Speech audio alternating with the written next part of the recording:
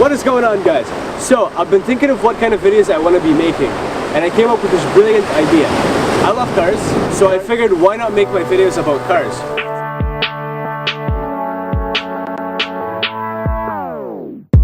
It doesn't make us strong, it doesn't make us weak. Tongue tied to service like shy preteens. I could only breathe. Have to believe I'm alone.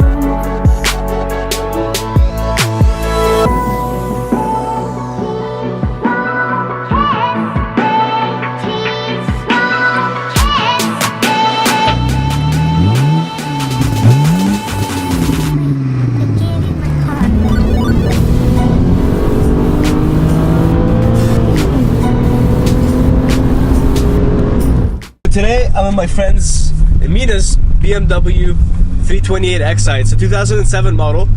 It has the 3.0 liter LAN 51 motor. LAN 51 motor. It makes 230 horsepower at 6,500 RPM and a max of 200 foot-pounds of torque at 2,750 RPM. Yep. It's an all-wheel drive, so it's very good on the snow, especially here in Nova Scotia. We get lots of snow. I was gonna say shit, but lots of snow.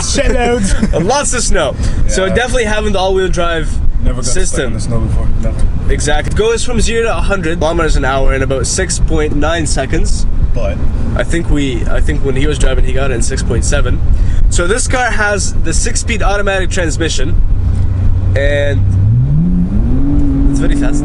But this car specifically has the luxury and premium package, which was a $4,000 option. Has a sunroof, has an aux, has a Bluetooth just for the phone calls. It doesn't have a USB. My first impressions of this car, compared to my 2016 Elantra, this one has, like, the seats don't hug you as much. Like, the second I got in, I found myself like around every turn. They're leather too. And they're leather, so it's just super slippery, and I found myself just moving around the seat. I polished them. There we go. The steering wheel itself is not. It feels like it's too skinny. Yeah. So you don't have much to hold on to. But the steering itself is very direct, and it's very responsive too. I feel like Parker from Vehicle Versions right now. The throttle is not as responsive as I would have expect from a BMW. Yeah. I feel like with a tune it could be a little bit better. See, but right now, like when you give it gas, you have to be in higher RPMs for it to be responsive with you. With the throttle, once you drive the car, it's a daily driver. Mm-hmm. So once you just drive it every day, you get a sense when to floor it. Then you don't get that lag. Exactly. But yeah, there is a lag with the 328xi. I've read about it before I buy it. It's there. It's a fact. Facts. And you're on sport mode. I just put it in there. You notice right away. Let's see how responsive it's gonna be now. I'm gonna put it in second actually too.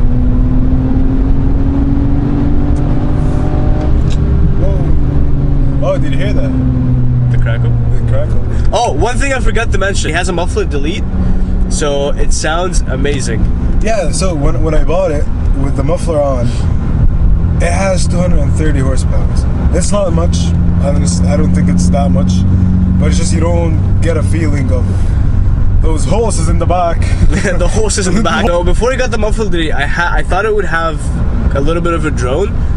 But the more I sit in it, the more I don't really notice the drone. It's not really loud or annoying at not all. A fart can. That's true. It's definitely not a fart can. It sounds nice. But usually with hating on the Civics. We're not trying to hate, bro. I want to test drive a Civic. Well, what are you talking about? Let's talk about the miles per gallon, or the fuel consumption. I know it's kind of a sporty car, but we're still. It's not. It's good to talk about. And here's this. He has the average on the screen right now, and he drives. Sometimes he drives normal, and then sometimes he drives fast. Bruh. So the fuel consumption is 14.6 liters for every 100 kilometers. That's the average between city and highway driving. But it's mostly with the pedal to the metal, honestly. But that only happens in Mexico. So what's one thing you love about this car? Since you've owned it for how long now? Like 4 or 5 months? 5 months. Yeah. Around 5 months. What's the one thing you really love about this car? The one thing I love about this car is that it doesn't require that much maintenance as the 335xi or the 335i. The other one is just a nightmare. Once something pops up, you have to replace it. it's just a lot. I was thinking of selling that one and getting the 335 because of the mods. Well, the mods on the 335 are endless, man. It's just an amazing. You put a downpipe, a tune, an exhaust, and an intake. $1,000 in mods, you'll be pushing 400 horsepower. The suspension on this car feels stiff, but not too stiff. Like when you're driving on bumpy roads, it's not like, it still feels comfortable. Unlike if you were to lower the car and put it on coils, like it would be a lot stiffer and you would just be jumping around. So it's really nice, and it doesn't hop around corners when you're going fast. It still hugs the road very well, especially with these wider tires that he put on. I think you have the 18-inch wheels from the 535 GT, the BMW. GT, yeah, and they fit the car really well. They're just like the perfect size. And I'm gonna pass. There we go. No. This is look at the smile on my face right now. If it had a turbo, you have a bigger smile. Oh man, I need to test drive the 335 Xi. But honestly, like so far, driving this car, I love it. Like it drives really nice. The throttle is responsive enough. There's not much lag. Like the braking is really good. It doesn't fade away even when you're braking too much. It's still very responsive. Plus, people make it seem like the lag for the throttle is too much. Like, not really. If you get used to the car, you know when to like see, I drive a manual. So compared to my manual, right? There's like the lag is very it's very clear. You can really notice it, especially when you're trying to pass someone. But one other thing I hate about the car is that you cannot put a lot of mods into it. If you do all the mods it takes to increase your horsepower, it's gonna only give you around 60, which is absolutely nothing. So one thing I also noticed when I drove this car for the first time in the rain, it felt really stable.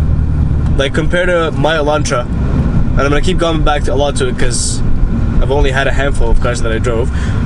But this one, even though I was going maybe like 100 on the highway, it was very smooth. Like I didn't feel the car hydroplaned at any times. The car would turn with you with absolutely no problems. But when I'm driving my Elantra, it kind of feels a little bit sketchy. Like with this car, I was going like I could give it gas and I wouldn't be worried at all. The car is stable. It's heavy, relatively heavy. See, it's not that heavy though. It's not heavy. Like it feels like I drove. My dad has the E320 Mercedes. I drove that, and that car feels too big. It doesn't, like this one doesn't feel big. This one feels sporty. The steering is responsive. It's more responsive than the E320. Yeah. The other one feels more like a boat-ish. One other thing about the steering is that it's a little bit stiff.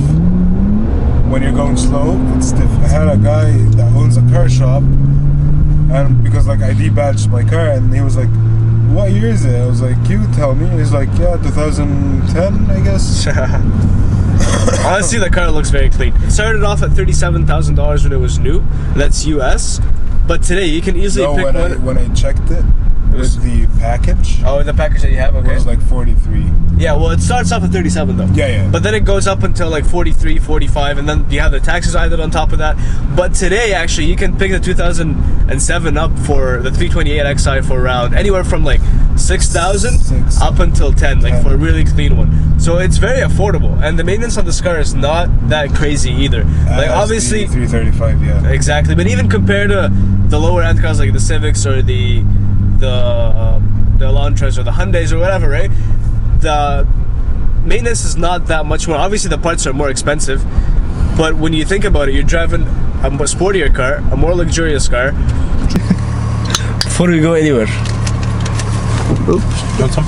This guy's gonna hit us from the back before we go anywhere.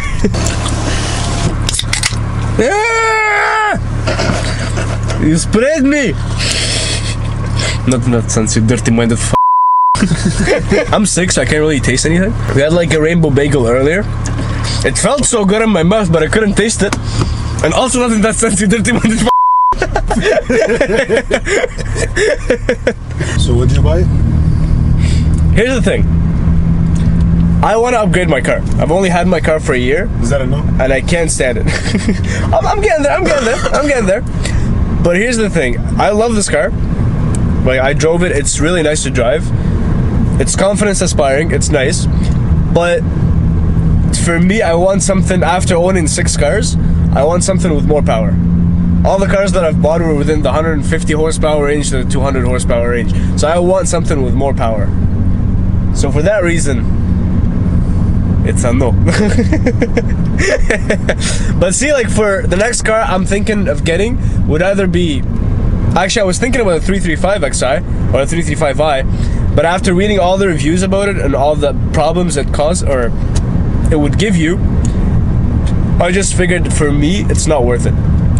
So I'm leaning towards the Genesis, the V6 Genesis, and I think that might be the move next year. My final thoughts on this car. The car is really fun to drive, and that's the biggest thing for me whenever I get into a car. The suspension is very good. It hugs the road very well. The acceleration is fast. It goes from 0 to 100, like we said earlier, in 6.9 seconds. It's all-wheel drive, so around the corners. The steering is on point. It's very responsive. The braking is very good. I've been driving this car for about an hour now, and the brakes are still the same as when we started. There's not much fading going on. It's very responsive. It stops when you want it to stop. That's one thing I don't have in my car. What other options would you be looking at if you wanted to buy this car? You maybe be looking at the C-Class Mercedes. You might be looking at the Audi A4.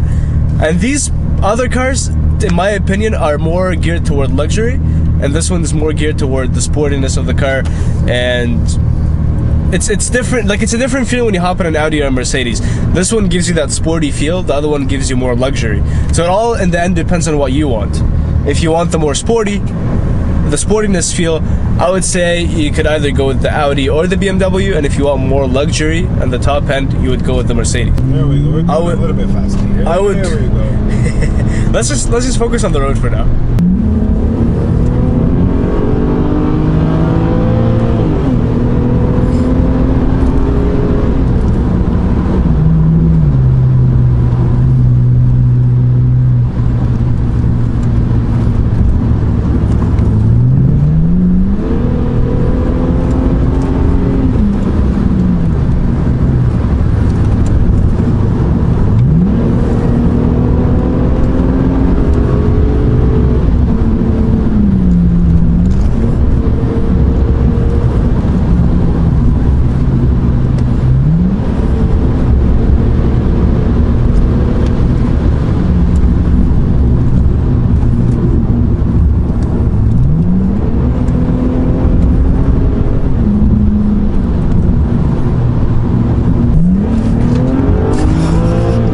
Goddamn. Okay, without traction, it's completely different. Yeah. Holy shit. It's sporty. It's so much different, yo. She is thirsty. So yeah, I hope you guys enjoyed this video. If you did, give it a thumbs up, because I'm going to be doing a lot more of these videos. And if you have a car that you want me to review, drive around, give my thoughts on it, just hit me up. I'll be more than glad to take it for a test drive, review it, and showcase your car for you. So if you did enjoy it, give it a thumbs up, subscribe, because you don't want to miss out on this dope content. And yeah, so right now we're just done the video. We're just getting gas because she's thirsty. And yeah, I can't wait to see you guys in the next video. Peace.